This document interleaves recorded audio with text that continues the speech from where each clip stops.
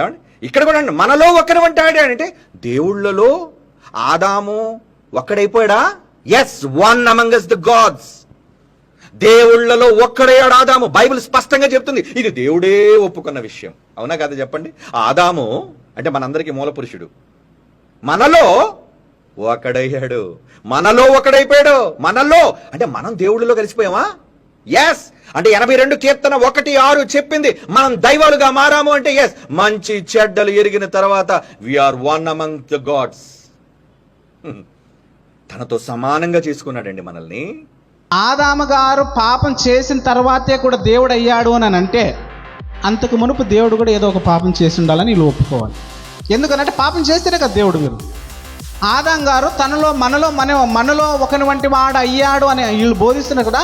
ఈ బోధించడం మనలో ఒకని వంటి దేవుడిలో దేవుడు అయ్యాడు అని అంటే, ఆదాం గారు పాపం చేస్తే ఆ పాపంలో పడిపోయిన స్థితిలో నుండి దేవుడు అవ్వగలడా?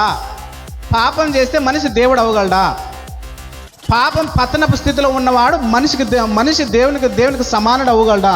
మనలో ఒకని వంటి వాడు అవ్వగలడా? దేవుడిలో ఒకని వంటి వాడు అవ్వగలడా?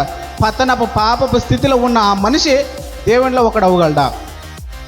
ఒకవేళ ఆదాము గారే దేవుడు అయితే దేవుడి నుంచి ఎందుకు ఎడబాటు వస్తుంది? దేవుడి నుంచి ఎందుకు దూరం అవ్వాల్సి వస్తుంది? ఒకవేళ ఆదాము గారే దేవుడైతే దేవుడు ఎందుకు ఆ ఏదైనా తోటలో నుంచి గెంటేస్తాడు? దేవుడితో సమానం కదా, మరి ఎందుకు గెంటేస్తాడు? వాళ్ళే దానికి సమాధానం చెప్పాలి.